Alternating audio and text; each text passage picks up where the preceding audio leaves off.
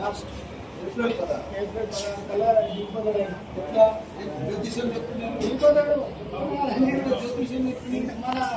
చూస్తున్నాము. మన దేశ పథకాలు ఏంటి ఏది అనేదైనా ఏప్రిల్ 16 కల్లా ముస్లింల ఓట్ల కోసం ఆకర్షణ కోసం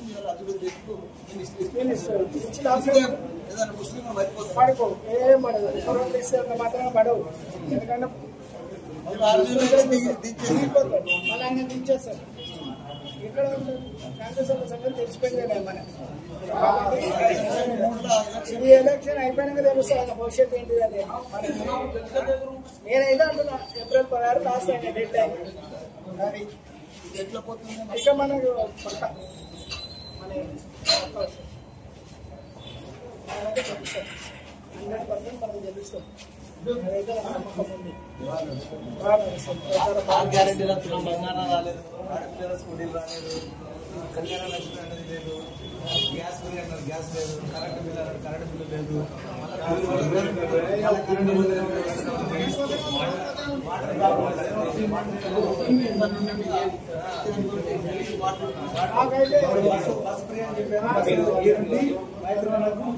ఇప్పుడు 30 రూపాయలు డబల్ ఇచ్చాడు.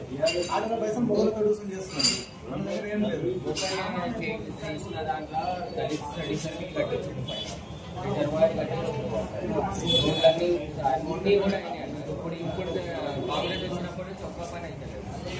ఇప్పుడు ఏదో ఎలక్షన్ వచ్చిందని చెప్పి నేను 150 కోట్లు వచ్చినాయి అవన్నీ 26 మాటలు మాట్లాడు అన్ని శంకుస్థాపన చేసి నిర్మాణం దానికి ఇక్కడ కూడా పని అవుతుంది. అక్కడికి సపరేట్ ఇస్తా అన్నాడు, కోడలికి సపరేట్ ఇస్తా అన్నాడు.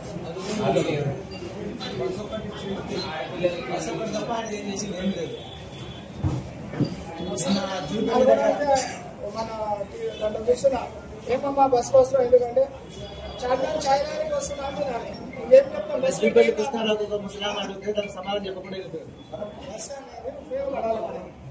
అందరికీ పిల్లలకి ఇవ్వండి.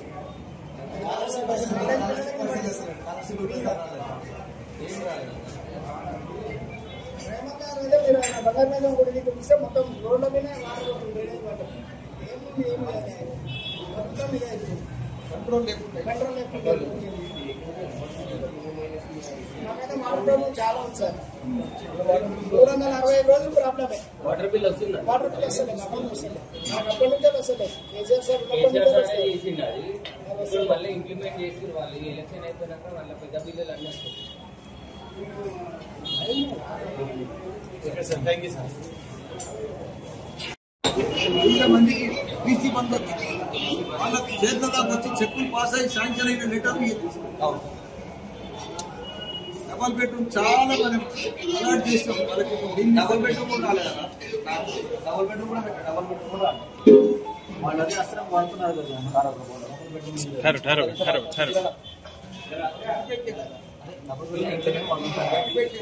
మన లెక్క దేశంలో ఇండియా లెవెల్ 29 రాష్ట్రాలలో ఏ రాష్ట్రంలో ఇన్ని డబల్ బెడ్రూమ్ ఇట్లా పెద్ద కొల్లూరులో మన ప్రోగ్రామ్ ఉన్నప్పుడు 3,600 డబల్ బెడ్రూమ్ అలాట్మెంట్ చేసి డబల్ బెడ్రూమ్ లో కొల్లూరులోనే కాదు మరి రైమందాన్లో కూడా కట్టేది. ఇప్పుడు డబల్ బెడ్రూమ్ ఇచ్చింది.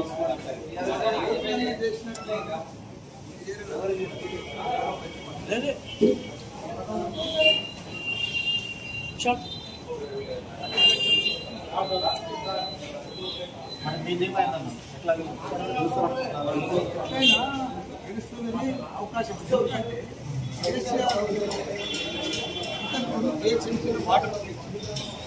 ఏ గవర్నమెంట్ 130 ఏళ్ళు కాంగ్రెస్ పార్టీ చరిత్ర ఉంది.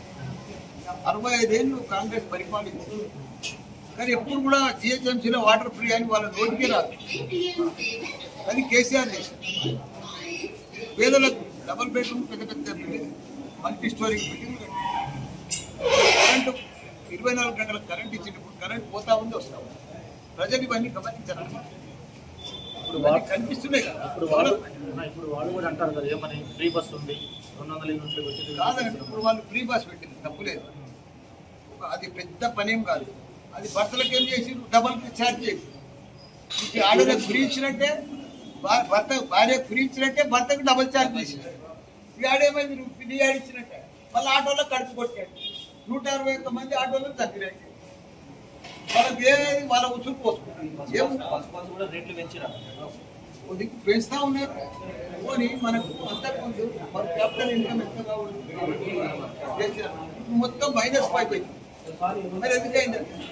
కంట్రోల్ చేయక అడ్మినిస్ట్రేషన్ ఇది ప్రజలు గమనిస్తున్నారు, మనం కాదండి.